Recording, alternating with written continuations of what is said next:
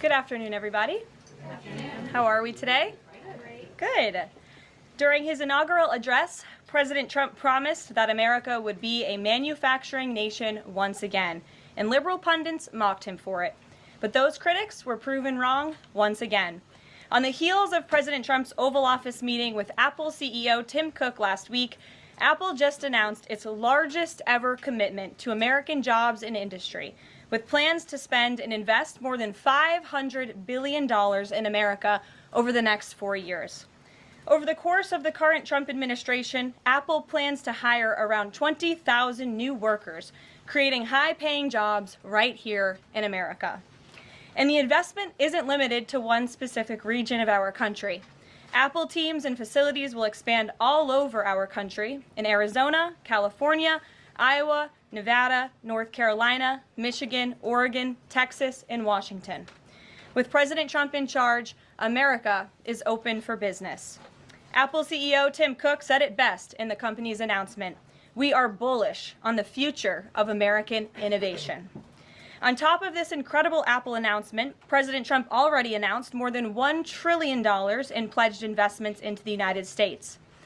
And on another important note that the American people entrusted President Trump to fulfill, this administration's efforts to seal the border continue to prove extraordinarily successful.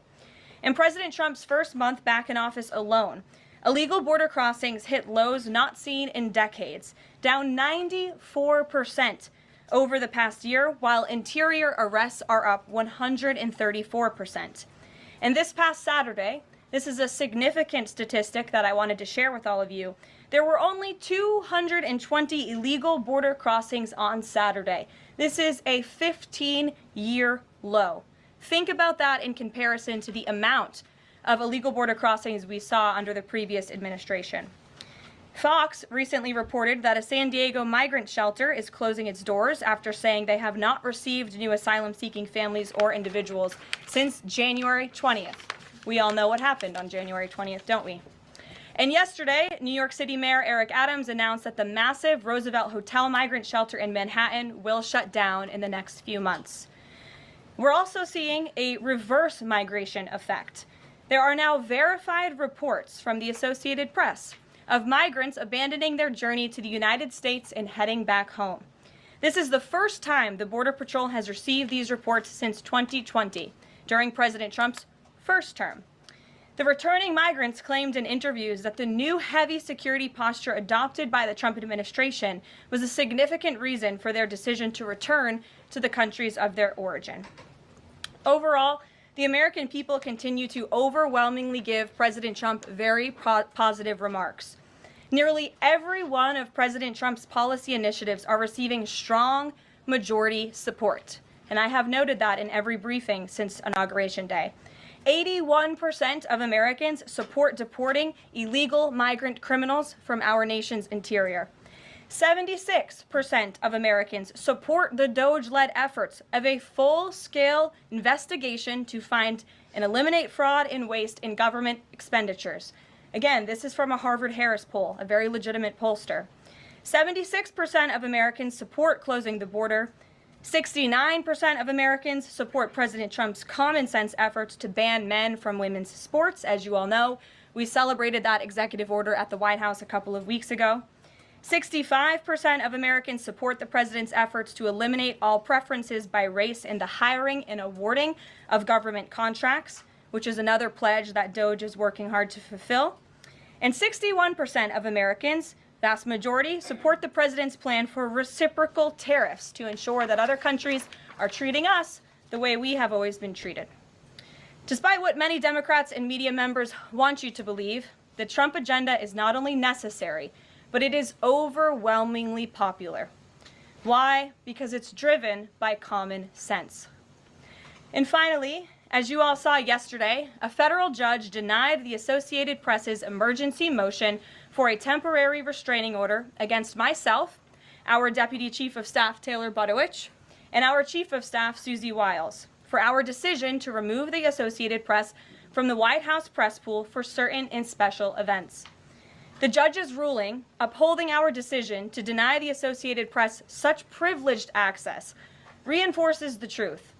And it reiterates what I said from this podium last week when that suit was filed.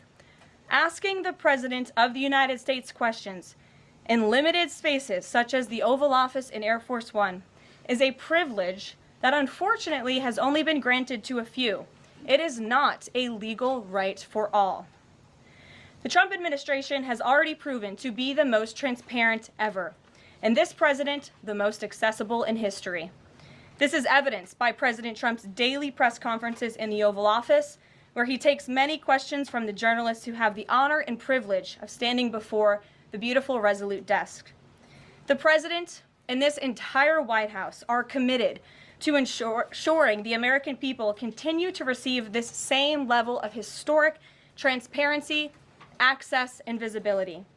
In fact, we want to double down and give even greater access to the American people. We want more outlets and new outlets to have a chance to take part in the press pool, to cover this administration's unprecedented achievements up close, front and center.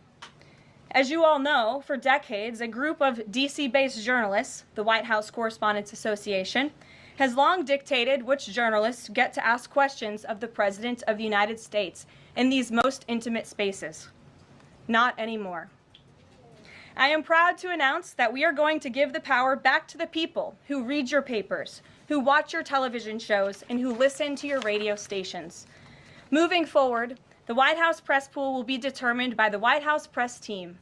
Legacy outlets who have participated in the press pool for decades will still be allowed to join, fear not, but we will also be offering the privilege to well-deserving outlets who have never been allowed to share in this awesome responsibility. Just like we added a new media seat in this briefing room, legacy media outlets who have been here for years will still participate in the pool, but new voices are going to be welcomed in as well. As part of these changes, we will continue the rotation amongst the 5 major television networks to ensure the president's remarks are heard far and wide around this world. We will add additional streaming services which reach different audiences than traditional cable and broadcast. This is the ever-changing landscape of the media in the United States today. We will continue to rotate a print pooler who has the great responsibility of quickly transcribing the president's remarks and disseminating them to the rest of the world. And we will add outlets to the print pool rotation who have long been denied the privilege to partake in this experience, but are committed to covering this White House beat. We will continue to rotate a radio pooler and add other radio hosts who have been denied access, especially local radio hosts who serve as the heartbeat of our country. And we will add additional outlets and reporters who are well suited to cover the news of the day and ask substantive questions of the President of the United States, depending on the news he is making on that given day. This administration is shaking up Washington in more ways than one. That's what we were elected to do.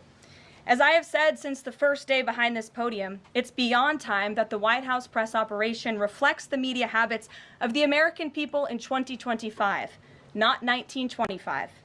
A select group of DC-based journalists should no longer have a monopoly over the privilege of press access at the White House.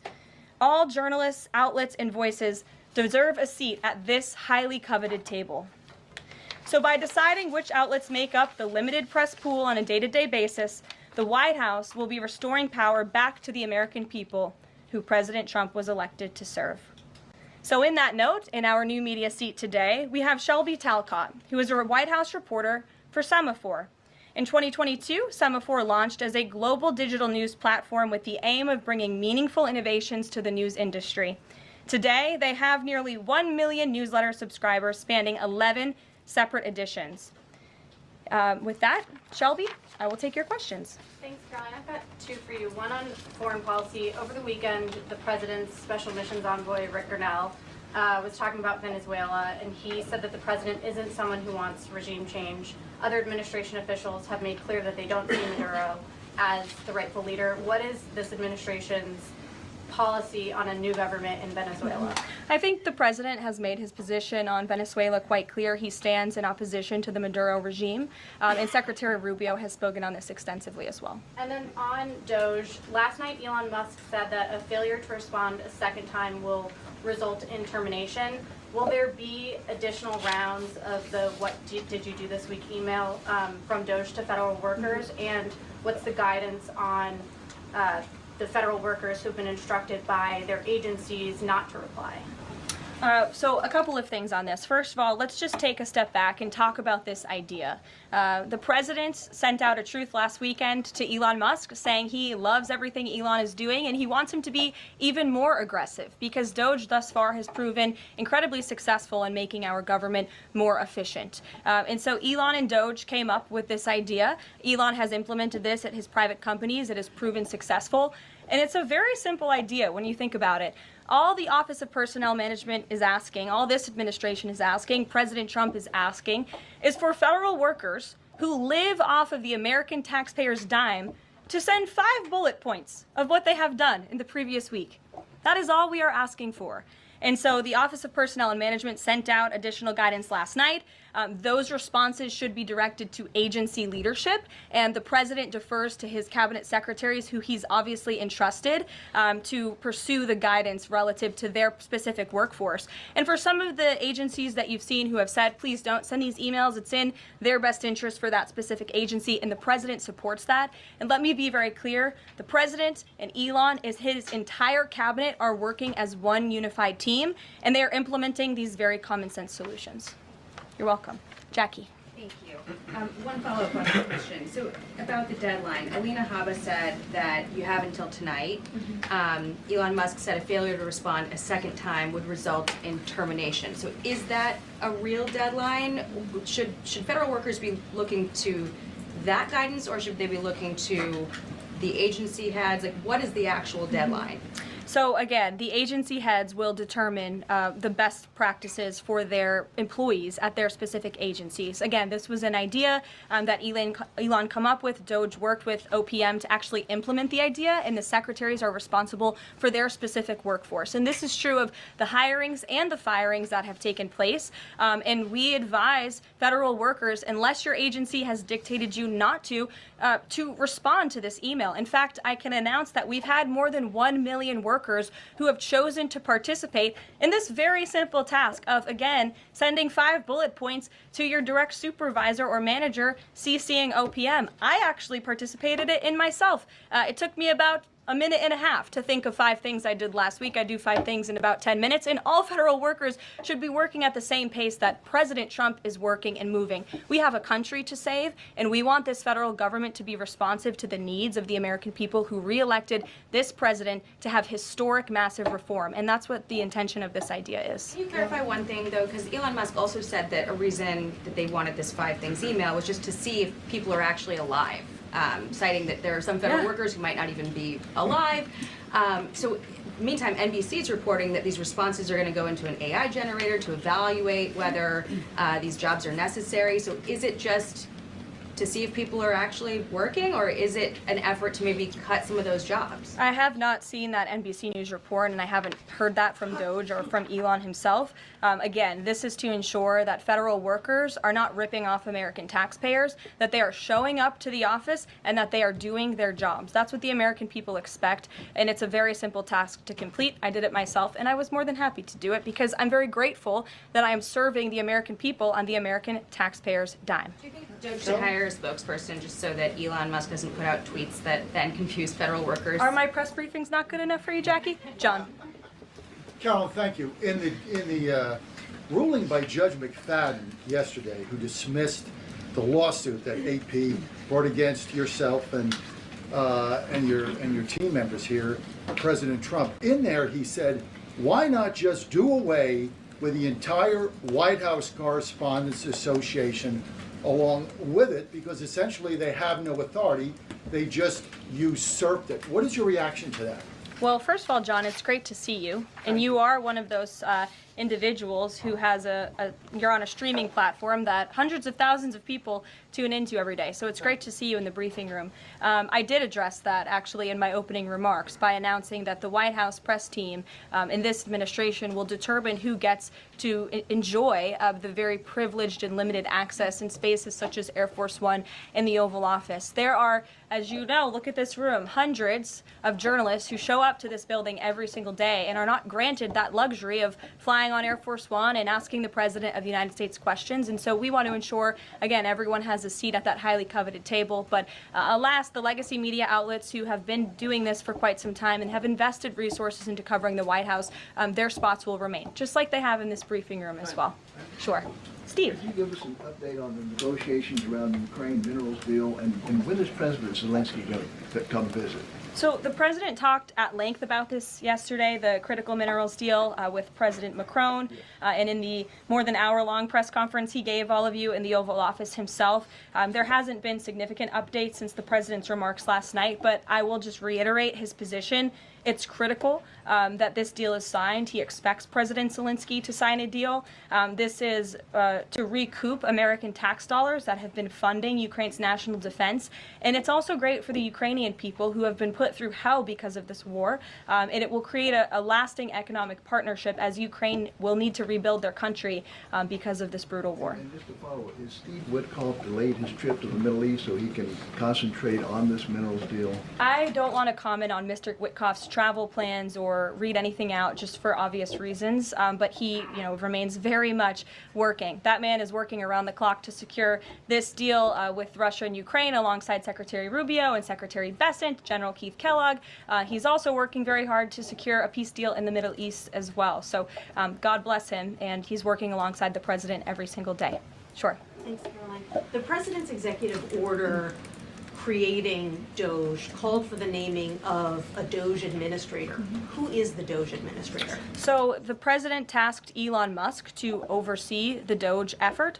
There are career officials and there are political appointees who are helping run DOGE on a day-to-day basis. There are also individuals who have onboarded as political appointees at every agency across the board to work alongside President Trump's cabinet to find and identify waste, fraud, and abuse, and they are working on that effort every day. So is Elon Reagan. Musk the administrator? Reagan. Thanks, Caroline. I have two for you today, one on the border wall and one on the DHS investigation. Sure. First on the border wall construction has restarted in Texas and California under contracts awarded under Trump's first term. Is the president looking to secure new contracts, and how is he defining success in terms of border wall construction this administration?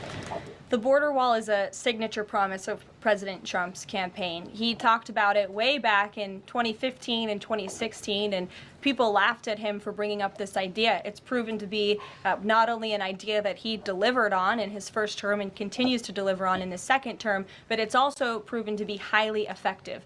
In fact, we know where there were parts of President Trump's border wall built and standing under the previous administration, illegal border crossings dropped 87% where there was a border wall. So the wall is an incredible deterrent factor for illegal migrant caravans. The president is committed to the continuation of the construction of the wall. And the previous administration actually sold off the resources that the Trump administration secured to build the wall. And that's an egregious misuse of the American taxpayers' money. They just let those resources rot on the southern border. They actually sold them for pennies on the dollar. So this administration, DHS and ICE and Customs and Border Patrol and Tom Homan and all of the great people who are working on this effort are committed to continuing the construction of President Trump's border wall. DHS investigation into people who might be leaking within the administration. Will the White House release the names of the individuals that DHS Secretary Noem said were caught leaking details of the ICE raid? And can you share how many leakers have been caught so far and what agency they were a part of? I would defer you to DHS on the leakers that they have identified, but I know the president and this White House commend Secretary Noem for launching an internal investigation to identify those leakers because it's unacceptable for career bureaucrats who are standing in the way of the will of the American people and enacting President Trump's agenda. If they don't want to adhere to the will of the 77 million Americans who reelected President Trump, then they should go find another job. And if they continue to leak information, especially information that is critical to protecting Border Patrol agents and ICE agents who are out there doing jobs that not many people are willing to do, putting their lives on the line to protect our national security, then those individuals absolutely should be fired. And this administration is committed to finding them. Sure.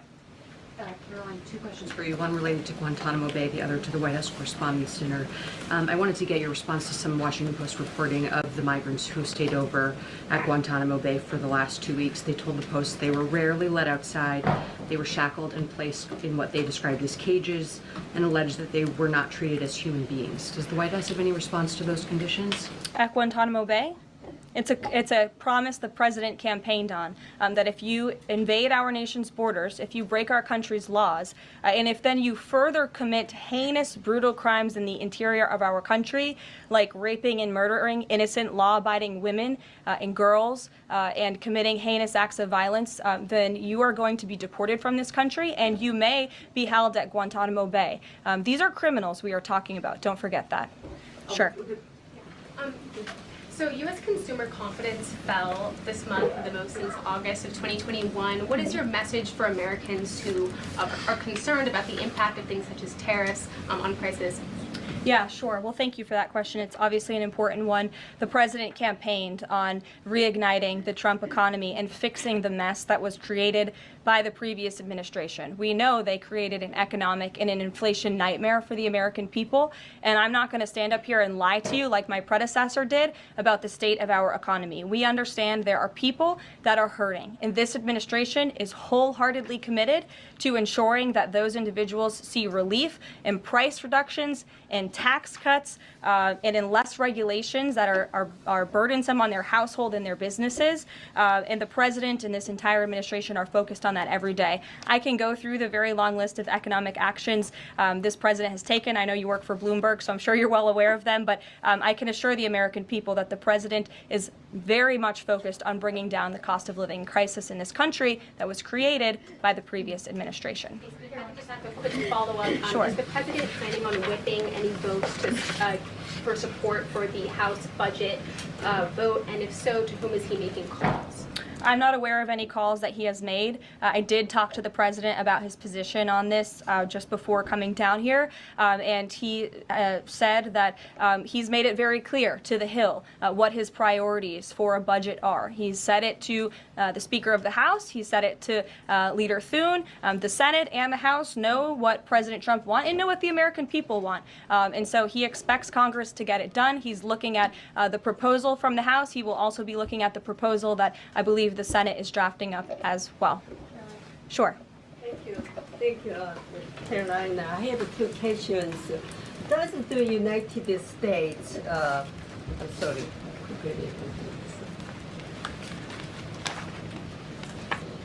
Well, why don't you identify your question and I'll come back to you. Sure, go ahead. So, what guarantee that Israel will withdraw from Lebanon soil after 2 weeks, as the ceasefire terms indicates? I'm not sure about the guarantee that you're referring to. I can tell you that this administration remains very much engaged. We know the deadline for the Phase 1 ceasefire is imminent. So Steve Witkoff, whom I mentioned earlier, and the president's administration and his team and the president himself remain very much engaged. We want to see the ceasefire continue, and the president has made it very clear he wants to see all of the hostages who have been held in captivity in Gaza returned home. Jeff. Carolyn, I was wondering if, is Elon Musk going to attend the president's first cabinet meeting tomorrow? He is, as a matter of fact. I spoke to the president about that before coming down here as well. And Elon, considering he is working alongside the president and our cabinet secretaries, this entire administration will be in attendance tomorrow just to talk about DOGE's efforts and how all of the cabinet secretaries are identifying waste, fraud, and abuse at their respective agencies. We look forward to the meeting tomorrow, and I think you'll be hearing from the president and his cabinet where they're on campus tomorrow. I hope you guys are excited. Since some of those cabinet members were caught off guard by the email Nobody from was caught Saturday, off guard. A few departments said they were caught off guard. The FBI was, the DOJ was. Did anonymous sources say that, or did the cabinet secretary say that? The cabinet secretaries and others have said that they were not aware that this was happening. So I'm wondering, will there be a give and take tomorrow at the cabinet meeting? Is Elon Musk or the president open to any type of dialogue about who is actually in charge of the chain of command of these workers? I would reject the premise of your question, Jeff. The cabinet secretaries have not said that. I know anonymous sources, probably career bureaucrats, have leaked that to many of you in this room. But as I said at the beginning of this press conference, everybody is working as one team, and the president respects the decisions of his cabinet secretaries to tell his staff, their staff, not to respond to that email because they did so out of interests of national security, and they don't want to obviously risk confidential information. It's pretty common sense. Dasha. Musk has obviously been doing a lot of work. He's been working every day, and a lot of the time weekends. He is designated as a special government employee, which means that he can only work 130 days per year. Is the White House expecting him to limit his work to 130 days, or are you going to work around those rules? Do you want to see him extend beyond the 130 So today is February 25th, so I think we've been here about 35 days roughly. So ask me in another 100 days. Daniel. Karoline, thank you. You opened up with a major announcement from Apple, $500 billion, 20,000 jobs, doubling its advanced manufacturing fund. Yeah. What does that signal that such a global brand would make what it called its largest ever spend commitment just a month into President Trump's second term? What does that signal about his economic vision for the country?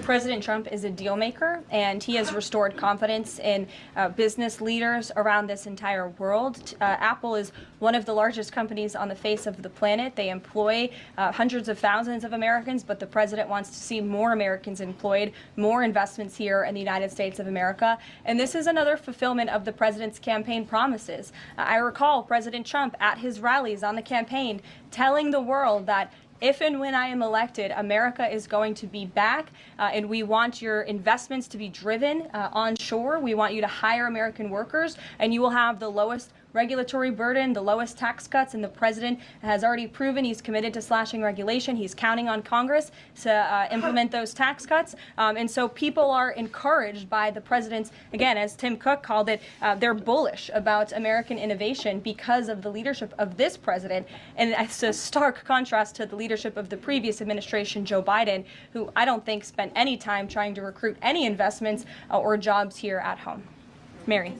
We're hearing from some Republicans who are voicing concerns about how these cuts are being carried out. Congressman McCormick, a Republican from Georgia, tells us he's worried it's too rapid for real people to adapt to. And he says he's concerned that it could come off as discompassionate, in his words, that it could risk undercutting the strong message that he feels you're trying to send about the need to cut government waste. Well, I think that was one comment from one senator, and I think, as I cited in my opening remarks in the poll, the most important people are the American people, and 77% of Americans at home support a full investigation into the waste, fraud, and abuse that the federal government has been spending their tax dollars on. So that's the people the president cares about most, and that's why we're fulfilling this pledge. And again, it should come as no secret to anybody. The president campaigned on doing this. The president yesterday said if you don't respond to this email, you will be fired or semi-fired.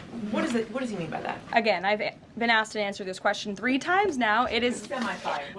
But it's in the memo. The president again has entrusted his cabinet secretaries to oversee their workforce. That's why he nominated them to be cabinet secretaries, and so federal workers can be directed to their agency leadership. Sure.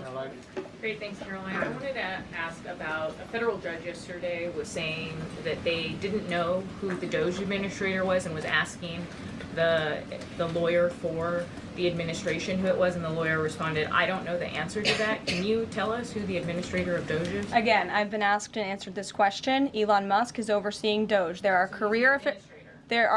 No, Elon Musk is a special government employee, which I've also been asked and have answered that question as well. There are career officials at DOGE. There are political appointees at DOGE. I'm not going to reveal the name of that individual from this podium. I'm happy to follow up and provide that to you. But we've been incredibly transparent about the way that DOGE is working. John. The Republican budget.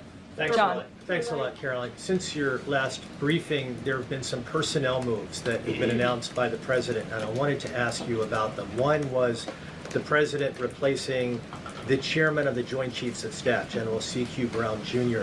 What was the reason for the president naming a replacement for General Brown?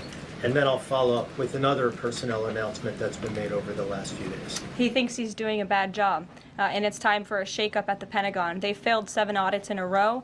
The trust in our United States military amongst the war fighters is low. The president is shaking up the Pentagon and the Department of Defense, of course, with Secretary Hegseth leading, and he has the right to do that. It's actually quite common from administration to administration to do such a thing. The president, when he swore him in as the Chief of Staff for the Air Force, called him a great man and a great gentleman. Does he distance himself from the remarks that he made back in August of 2020? I think replacing him speaks for itself. James. There's one other one, if I'm sorry, thank you. On the FBI, the president also announced a new deputy director of the FBI, Dan Bongino. From what has been reported, and maybe this is not accurate reporting, you can tell me, the FBI director, Kash Patel, informed Republican senators that it would be an individual named as the deputy who was a special agent currently at the FBI, and of course Mr. Bongino is not. What was the reason for naming Mr. Bongino to this position, and was Mr. Patel not correct in making that assurance to those senators? I'm not sure if anybody in this room has listened to Mr. Bongino when he talks about the past corruption at the FBI, when he talks about his experience serving for the United States Secret Service.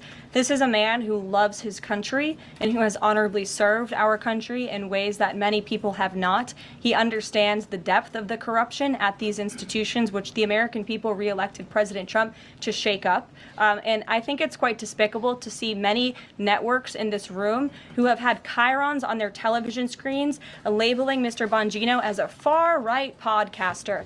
He is not. He is a former law enforcement agent. He is a former Secret Service agent who put his life on the line to protect this country, and that is why the President of the United States has entrusted him for this important role. He's also an outsider to this Washington swamp, and we often see that when outsiders are appointed to such coveted positions, a lot of people in this city get very, very nervous, and they should be, because Dan Bongino and Kash Patel and Attorney General Bondi are focused on rooting out the corruption at these agencies and ending the weaponization of government once and for all. I'd like to end with something. As you all know, you know what, James? I'm feeling generous. Go ahead. I will take it. Thank you, Caroline. Sure. I wanted to ask Don't make me regret this. I wanted to ask about the Macron visit and the Russia-Ukraine talks in general. Sure. It's pretty clear to my eye that President Macron was performing a kind of delicate dance, lavishing praise on the president while seeking in his own remarks to try to bind President Trump to positions and even specific language that the president has not committed to heretofore.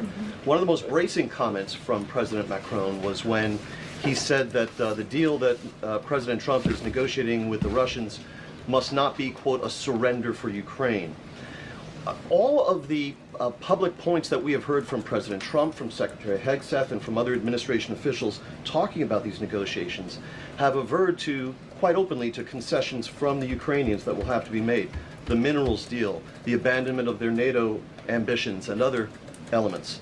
So far, we have not heard any administration official suggest a single concession that the Russians should be prepared to make. And so I wonder if you could assure us, at a minimum, that this negotiation process will not be as one-sided as the Europeans seem to think it is, that in fact, President Putin will also be made to engage in some concessions to reach this deal. Well, I think the president knows how to make a deal better than anyone who has ever assumed the office of the American presidency. And in order to make a deal, you have to bring both sides to the table. And typically when you make a good deal, both sides leave that table a little bit unhappy. I'm not going to outline the concessions that the president and his team are engaged in discussing. These are obviously ongoing negotiations, and it would be unwise of me to impede them from this podium. But the president has made significant improvements in ending this conflict. He is committed to seeing an end to the war. He wants to see the bloodshed and the killing stopped. He wants to stop seeing young men being killed and slaughtered. This has been going on for far too long. The president inherited this mess because of the incompetence of the previous administration, and he's committed to fixing it. And he's made, some of those concessions clear, but I'm not going to get ahead of him on additional ones. But he is wholeheartedly committed to striking a peace deal in Russia and Ukraine, also in the Middle East. Thank you very much, guys. Good to see you. We'll see you later. Thank you.